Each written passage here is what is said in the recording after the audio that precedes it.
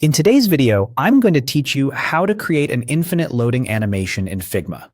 By the end, you'll have a clean, looping loader you can drop into your designs or prototypes in just a few clicks. Start in any Figma file with a frame ready. Look toward the bottom of the interface for the action icon that opens the resource menu. Click it to bring up the panel where you can find community assets and tools. In that panel, choose Plugins and Widgets.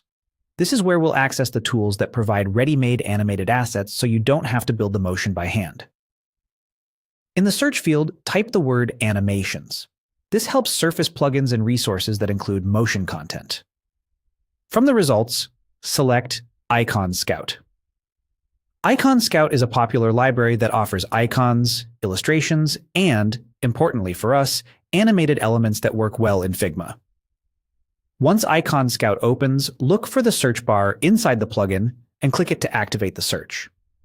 To narrow results to motion-only items, switch to the Animations section or Filter to Animations if you see that option. This keeps your focus on assets that already include movement and are ready to loop. In the search bar, type Loading. You'll see a range of spinners, bars, dots, and other common loading styles. Pick something that complements your design's tone. Simple dots for minimal UIs, a circular spinner for a standard look, or a small bar if your layout is tight on space.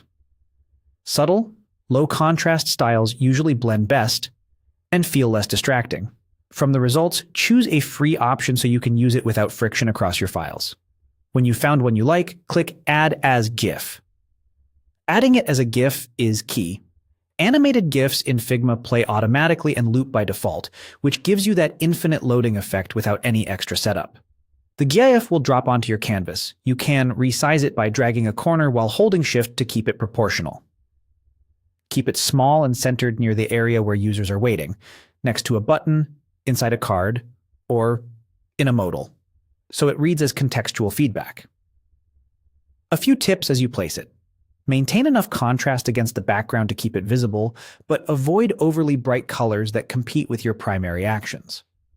If your prototype uses Smart Animate elsewhere, this GIF won't interfere. It simply loops on its own layer.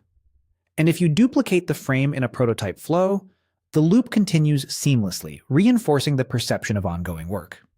That's it. You've created an infinite loading animation in Figma using Icon Scout and a looping GIF, fast and clean.